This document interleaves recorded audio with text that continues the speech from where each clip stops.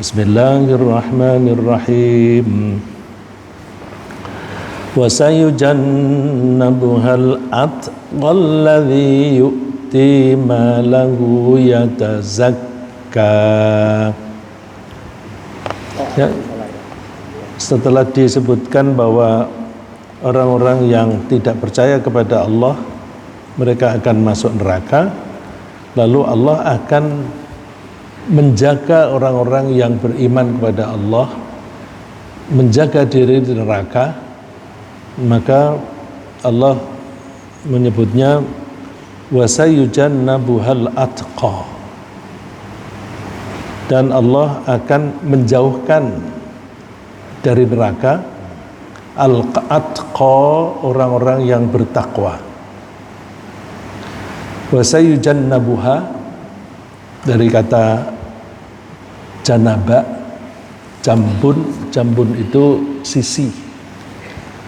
Jannaba meletakkan mereka di sisi.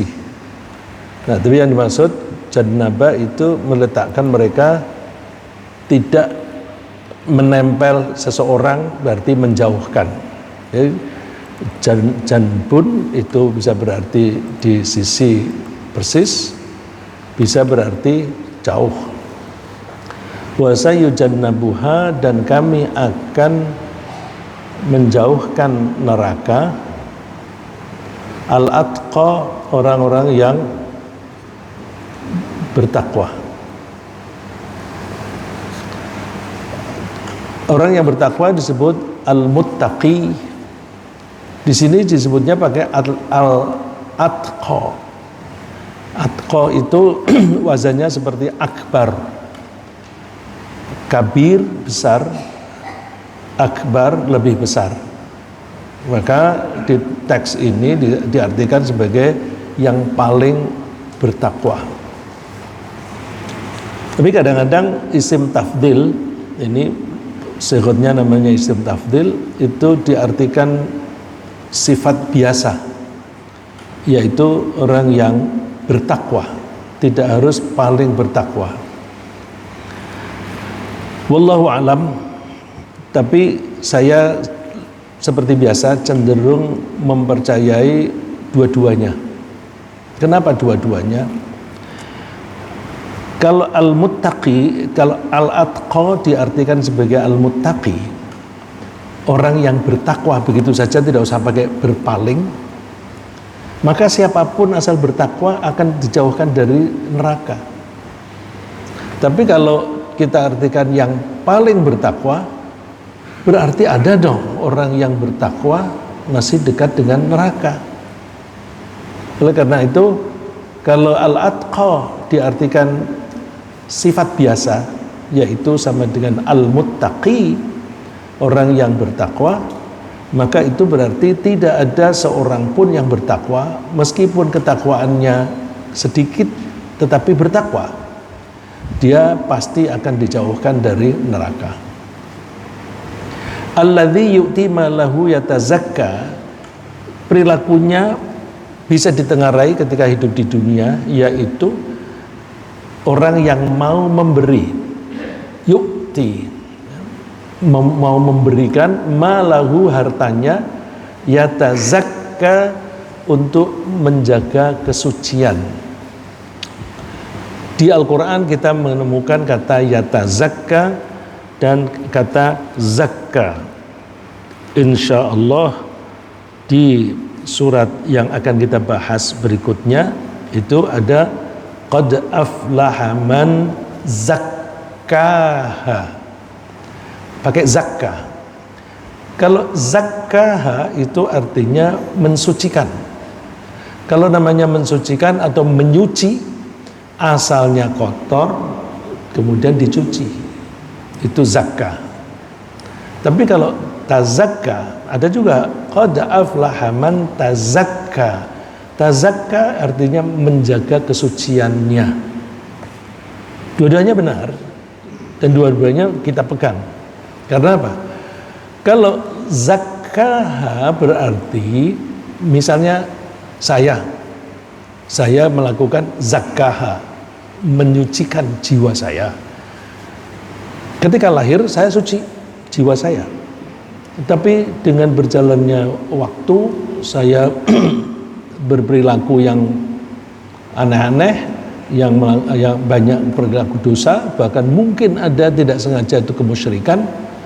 Lalu setelah saya sadar, saya ingin membersihkan diri dari kemusyrikan itu.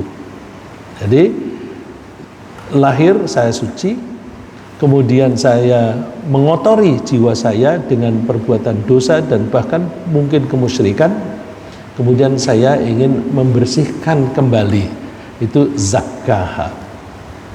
Kalau sudah bersih, jangan dikotori lagi, dijaga terus bersih. Qad aflaha man tazakka. Nah, di sini alladzi yu'ti malahu yatazakka, orang yang mau menyedekahkan hartanya dalam rangka menjaga kesuciannya. Kesucian dari apa? Kesucian dari kemusyrikan. Ya, kalau kita mengatakan Allah Maha Suci, Allah Maha Suci dari sekutu. Maha sucinya Allah kita menyebutnya Subhanallah. Subhanallah, Allah Maha Suci. Maha Suci dari apa? Dari syirik, dari sekutu. Allah tidak punya anak, Allah tidak sama dengan siapapun yang telah diciptakannya. Dan satu lagi, kalau Allah suci dari kekurangan apapun. Ketika Allah mengambil keputusan pasti benar, pasti sudah dengan pertimbangan yang baik. Kalau ada orang yang hidupnya suka mengeluh, berkeluh kesah, dia sebenarnya hakikatnya dia menyalahkan Allah ketika membuat keputusan. Maka orang yang mensucikan Allah tidak akan pernah mengeluh. Kalau toh mengadunya kepada Allah, tapi tidak menyalahkan Allah. Itu maha sucinya Allah. Kalau sucinya kita membersihkan pikiran kita, hati kita dari kemungkinan kita menganggap Allah itu punya sekutu. Jadi wa'budullaha wa la tusyriku bih, mengabdilah kamu kepada Allah, jangan menyekutukannya. Nah, kalau kita bisa berpegang itu, berarti kita menjaga kesucian kita. Nah, untuk menjaga kesucian itu kita perlu membuktikan antara lain, misalnya tadi kalau saya mengatakan Allah itu maha sempurna, tidak ada kekurangan sedikit apapun, tidak kurang cerdas dan sebagainya, maka kita kalau menjaga kesucian kita menganggap bahwa apapun yang dilakukan oleh Allah itu benar adanya dan baik adanya. Dan demikian kita tidak akan menyalah-nyalahkan Allah. Kemudian saya mau mengambil beberapa ayat yang mendukung ayat ini. Di sini ada dikatakan wasayujannabuhal atqa, kami akan menjauhkan neraka dari orang-orang, atau dibalik, ya. Saya akan menjauhkan neraka dari orang-orang yang bertakwa, atau saya akan menjauhkan orang-orang yang bertakwa dari neraka. Sama saja. Nah, jauhnya mereka dari neraka itu bisa kita lihat di ayat yang lain. Innal ladzina sabaqat lahum minnal husna ulaika anha mub'adun la yasma'una hasisaha. Innal ladzina sabaqat lahum minnal husna, orang yang sudah diputuskan oleh Allah dahulunya. Allah kalau mengambil keputusan itu sudah dari dulu. Kalau orang itu diputuskan nasibnya baik, maka orang itu akan dijauhkan dari neraka. Seberapa jauh? Allah memberikan gambaran jauhnya orang yang bertakwa dari neraka itu dengan ukuran pendengaran di ayat ini. Ya, di ayat ini ukurannya pendengaran. Apa itu? La yasma'una hasisaha. Mereka tidak mendengar desisnya suara api di neraka. desis, hasis. Bandingkan dengan ghaidh dan zafir. Ya. Tempoh hari kita bahas neraka itu apinya menyala-nyala, narun taladhdha, menyala-nyala. Dilihat dengan mata itu apinya naik, menjilat-jilat. Kalau kita amati dengan telinga, suaranya gemuruh. Gemuruh itu bahasa Arabnya zafir. Ya, zafir. Karena gemuruhnya itu seperti orang yang berbicara dengan suara parau. Itu seperti orang marah. Jadi api neraka digambarkan sebagai taghayyudha, marah meraung-raung. Suara gemuruhnya api itu kalau dari jauh, kalau kita masih mendengar itu suaranya desis, hasis. Ya. Saya tidak tahu sekarang masih ada atau tidak. Kan ada penyaluran gas alam dari Jawa Barat, kalau tidak salah dari Cirebon ke Jakarta. Pipa yang dilewatkan itu dijaga supaya tidak terlalu tinggi tekanannya, maka ada yang dibocorkan terus dibakar, namanya flare. Ini ada orang Pertamina, kalau saya salah tolong dikoreksi. Ya, itu ada pipa naik ke atas, terus di atasnya ada api. Itu biasanya kalau kita naik bis atau naik mobil lewat situ, melihat itu dan ada suaranya yang kita dengar itu desis, karena ya tidak terlalu besar dan tidak terlalu jauh. Nah, api neraka itu besar sekali, mungkin lebih tinggi daripada Monas, maka suaranya gemuruh. Tapi kalau dari jauh itu suaranya desis, maka di sini disebut hasis. Jadi kalau Allah di suatu ayat Allah menyebutnya taghayyudha wa zafira, itu artinya dekat, bahkan mungkin ada di dalam neraka. Tapi kalau disebutkan hasis itu jauh. Orang yang bertakwa jauhnya dari neraka itu bunyi desis pun tidak dengar. Jadi jauh sekali. Ya. Jadi kalau kita bilang jauh itu seberapa jauh? Bilang dong. Ya, kalau kebiasaan saya menjadi wartawan, nggak boleh menguraikan sesuatu hanya dengan kata sifat. Besar itu seberapa besar? Ada misalnya a big crowd, ya, satu kelompok manusia besar, nggak bisa. Besar itu 50 besar, 1000 besar, tapi bisa juga 1000 kecil.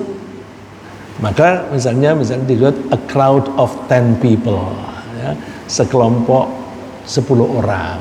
Nah, 10 orang itu untuk konteks tertentu besar, tapi untuk konteks lain kecil. Ada demonstrasi 800 orang, kecil. Tapi kalau sampai jutaan, itu baru besar. Maka kata sifat itu sangat relatif. Nah, Allah itu menggunakan la yasma'una hasisaha. Di ayat yang tadi wasayujannabuhal atqa, kami jauhkan. Terus di ayat ini juga di bagian depan ada mub'adun, dijauhkan. Tapi jauhnya itu mesti ada ukuran. Ada istilah lain terhadap surga, ya, untuk orang-orang yang bertakwa. Dari neraka dijauhkan, tapi dari surga gimana? Mereka didekatkan. Wa uzlifatil jannatu lil muttaqina ghaira ba'id. Wa uzlifat itu sama dengan kata zulfa. Zulfa itu artinya dekat. Wa uzlifat, dan didekatkan. Yang didekatkan surganya. Surganya didekatkan lil muttaqin, kepada orang-orang yang bertakwa. Nah, di sini pakai kata muttaqin, bukan atqa, ya, yang bertakwa. Ya, bertakwa itu bisa tingkatnya bisa bertakwa sedikit, bisa bertakwa banyak dan sebagainya. Dikukuhkan lagi ghairu ba'id, tidak jauh. Tidak jauh. Dari sini bisa kita membayangkan, biasanya kita itu kan kalau ada uraian semacam itu lalu kita mengimajinasikan. Jadi orang bertakwa itu jauh dari neraka, dekat dari surga. Padahal manusia itu baik yang bertakwa maupun tidak bertakwa semuanya dikumpulkan di padang mahsyar. Jadi kalau begitu didekatkan dan dijauhkannya ini itu ketika mereka berada di padang mahsyar. Padang mahsyar itu begitu luas.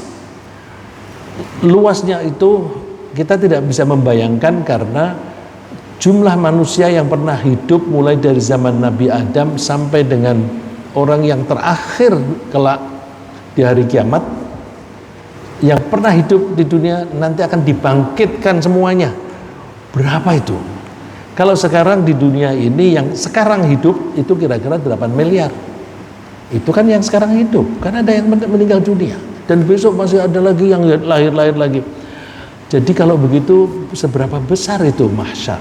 Besar sekali, luas.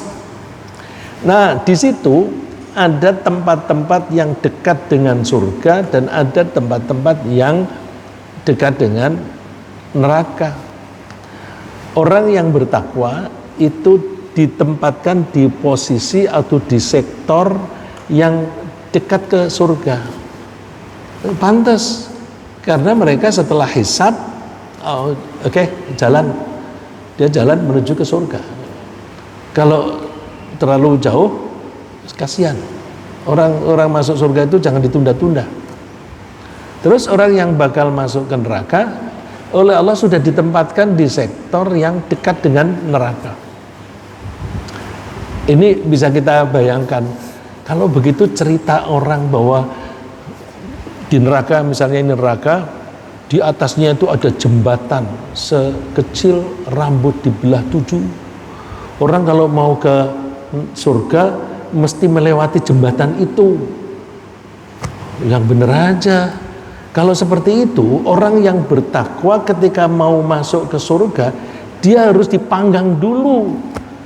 Seperti orang bikin barbecue. Apinya besar sekali. Nggak mungkin, nggak masuk akal. Itu bukan konsep Islam.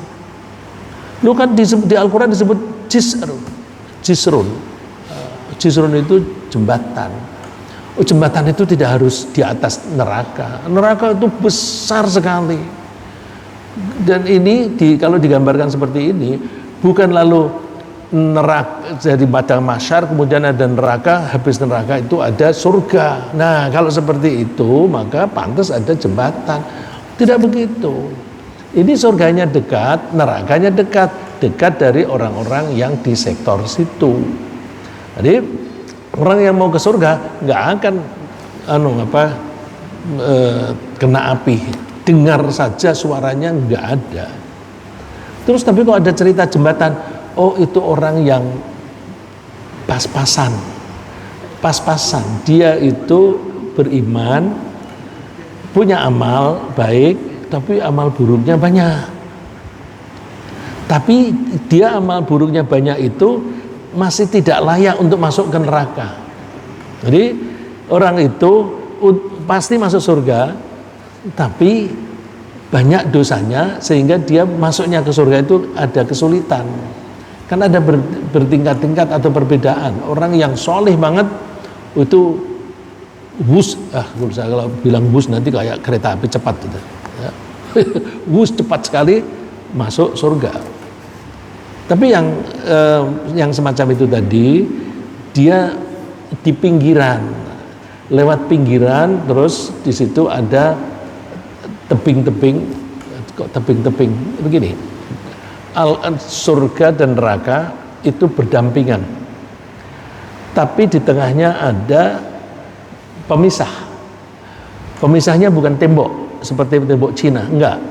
Pemisahnya digambarkan di Al-Quran sebagai tempat yang tinggi. Tempat yang tinggi namanya Al-A'raf.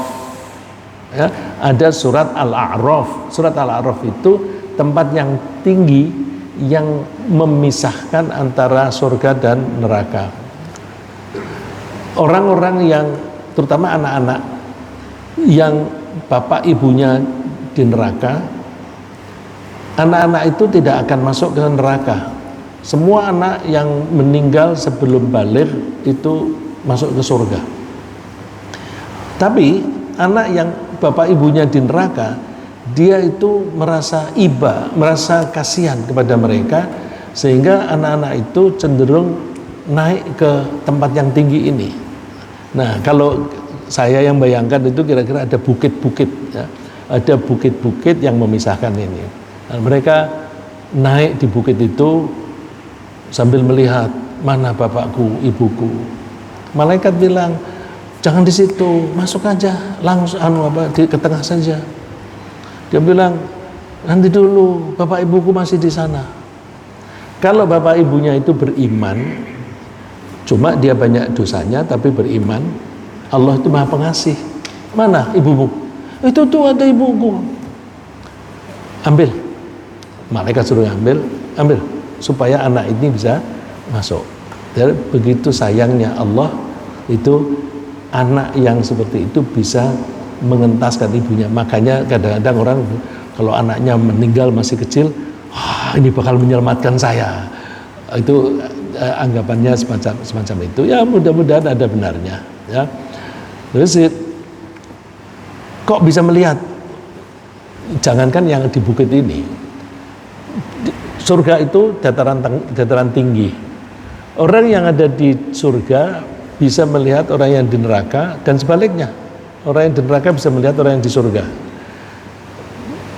Di Al-Quran digambarkan, ketika orang-orang yang di surga itu sedang makan dan minum, yang di neraka itu iri, kepingin, kasih dong aku makananmu dan minumanku.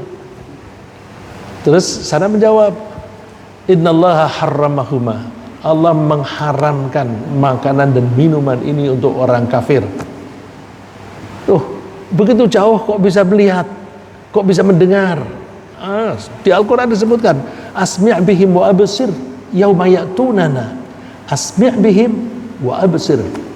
Asmi' bihim wa absir itu kalau dalam bahasa Indonesia itu kalimat seru, exclamation, kalimat seru. Asmi' bihim, betapa tajam pendengaran mereka, wa absir, dan betapa tajam penglihatan mereka. Jadi orang di akhirat meskipun di neraka, sarafnya itu lebih bagus dibanding ketika mereka di dunia. Saya cenderung mengatakan saraf. Yang saraf itu mempengaruhi ketajaman indera. Karena ini jauh, karena inderanya itu bagus, meskipun jauh mereka bisa melihat, bisa saling melihat, dan pendengarannya bagus, bisa saling berbicara. Itu seberapa kuatnya. Nah, kok bisa kita menangkap bahwa inderanya bagus? Iya, karena mereka itu organ-organnya dan komponen-komponennya itu memang kualitasnya lebih bagus. Nah, ada hadis yang menyebutkan, Rasulullah menyatakan bahwa orang di akhirat itu mempunyai kekuatan 100 kali lipat kekuatan orang di dunia. 100 kali lipat. Dan orang di sana tidak, di surga itu tidak ada yang tua, semua muda. Kita mencoba memikir itu kan seperti pengalaman kita di dunia. Tentu kita persisnya bagaimana kita tidak tahu, tapi kita bisa memperkirakan.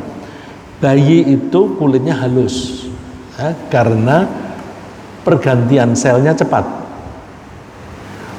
Orang tua keriput karena sel yang aus pergantiannya terlambat. Benar dok ya? Ini ada dua dokter, betul Pak Basuki? Ya. Karena pergantian sel kita ini kan aus begitu kan, terus yang aus diganti dengan yang baru. Nah kalau masih bayi, masih muda, pergantian itu cepat sehingga kulitnya halus. Tapi kalau tua itu pergantiannya itu lambat sehingga makin keriput. Di akhirat itu cepat sekali. Karena cepat, tapi tidak terlalu cepat. Kalau terlalu cepat ya nanti bisa tumbuh. Itu tidak ada orang di surga yang tua, semuanya muda.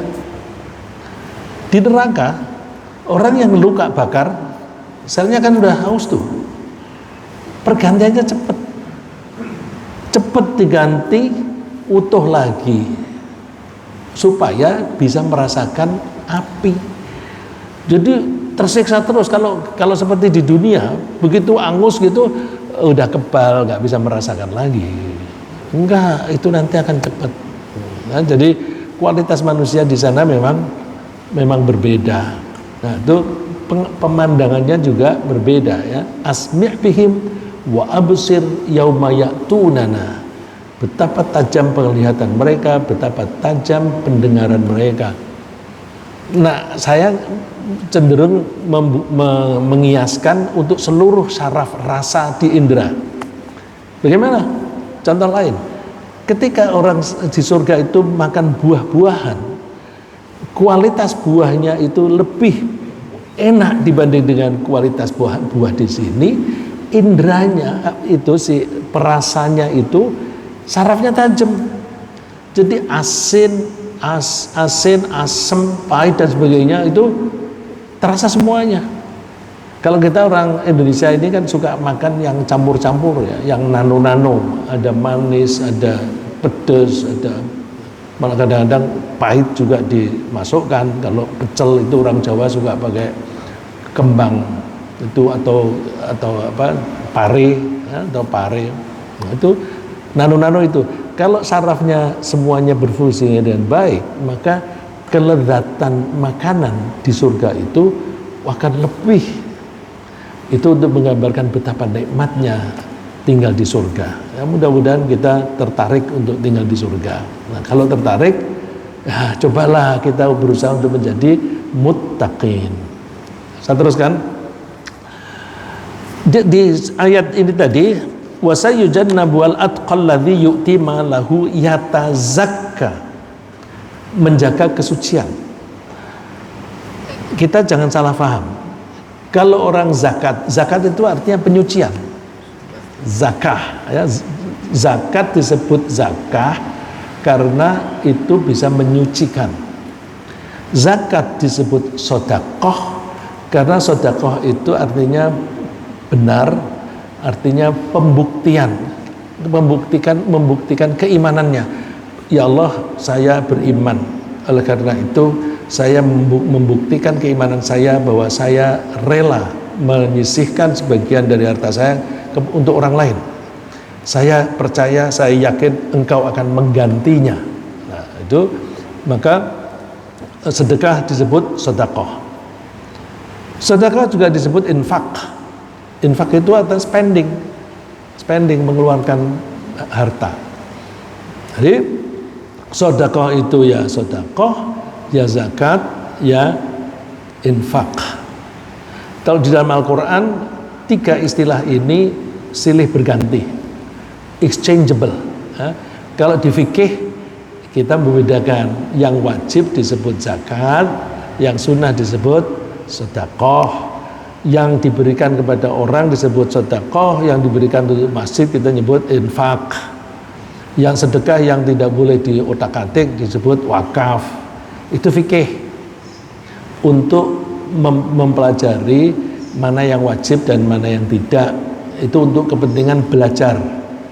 Tapi semuanya itu termasuk zakat, infak, sedekah sama istilahnya. Ya, saya kasih buktinya misalnya ketika di surat At-Taubah ayat 60, Al-Qur'annya bunyinya innamas shadaqatu lil fuqara.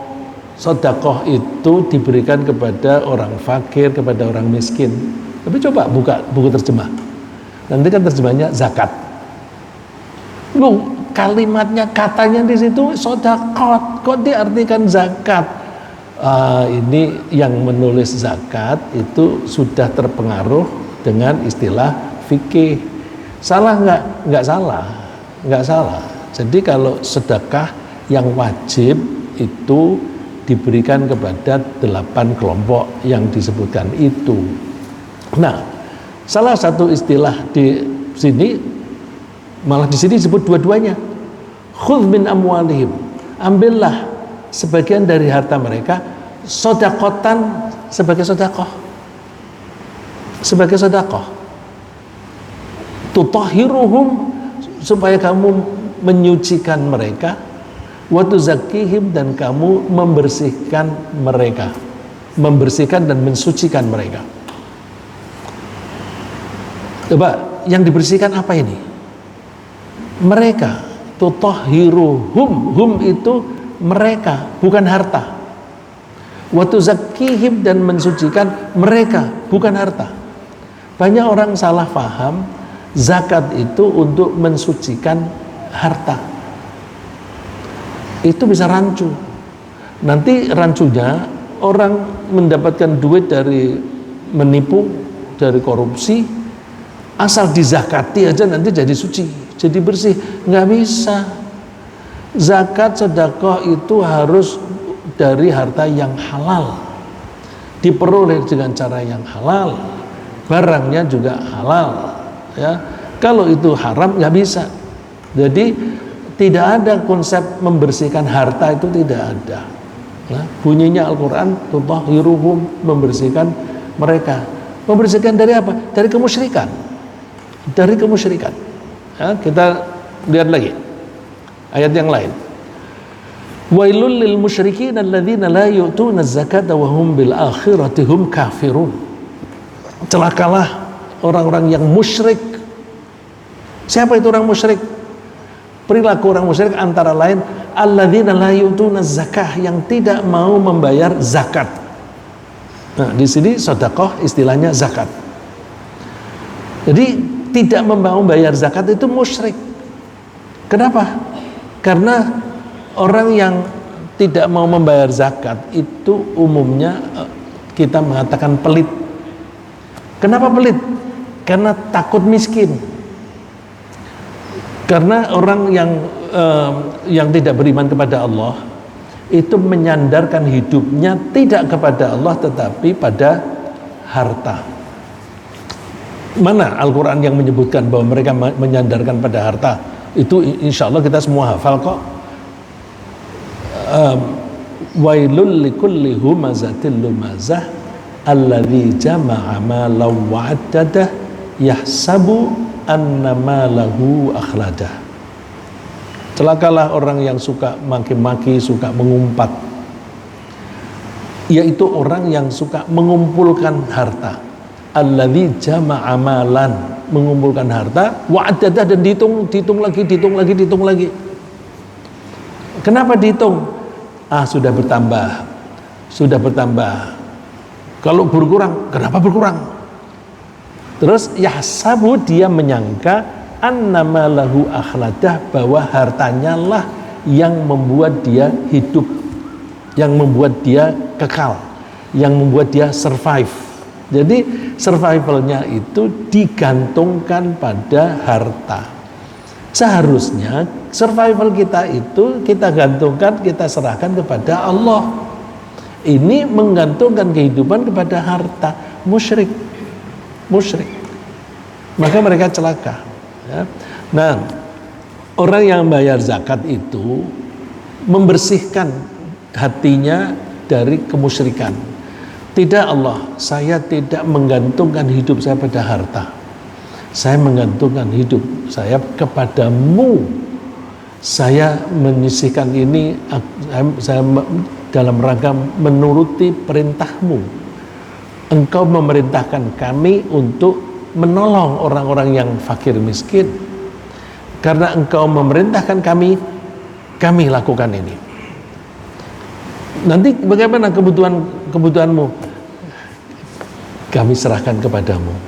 Gitu. Kami serahkan kepadamu. Jadi orang yang betul-betul beriman pasti tidak pelit. Orang yang pelit pasti dia takut miskin. Kenapa takut miskin? Takut mati, tidak punya duit atau tidak punya makanan. Jadi oleh karena itu digambarkan di sini, disebutkan di sini orang yang tidak mau bayar zakat itu musyrik. Nah ini yang tadi saya sebutkan bahwa orang yang pelit itu biasanya menyandarkan hidupnya pada harta seperti disebutkan oleh Allah, yahsabu annama lahu akhladah. Nah orang yang semacam itu kecenderungannya nambah duit, nambah harta, dan takut menguranginya, takut membelanjakannya. Karena kalau dia mempunyai cadangan yang banyak, maka dia hatinya tenang karena dia bisa hidup berapa tahun lagi. Kita suka mendengar teman kita, aku sekarang punya duit 20 juta sih. Di satu bulan kebutuhanku 10 juta. Berarti aku masih bisa hidup 2 bulan.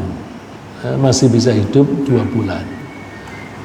Jadi masih bisa hidup 2 bulan kenapa? Masih punya uang 20 juta. Nah, berarti ini menyandarkan hidup pada uang. ini bendahara kita ini. Wah, duit kita tinggal segini nih, nggak cukup untuk 1 bulan ini. Ya udahlah, kita kan menyandarkan hidup ini tidak pada duit, menyandarkan pada Allah. Serahkan saja kepada Allah. Jadi hati-hati, kadang-kadang kita memang dibuat oleh Allah duit kita pas-pasan. Itu untuk ngetes bener nggak kita itu menyandarkan hidup kepada Allah. Jadi kalau suatu saat itu duitnya pas-pasan, jangan khawatir. Oh, aku sedang dites oleh Allah. Tapi kuncinya ya takwa. Kalau takwa kan dijamin oleh Allah. Ya.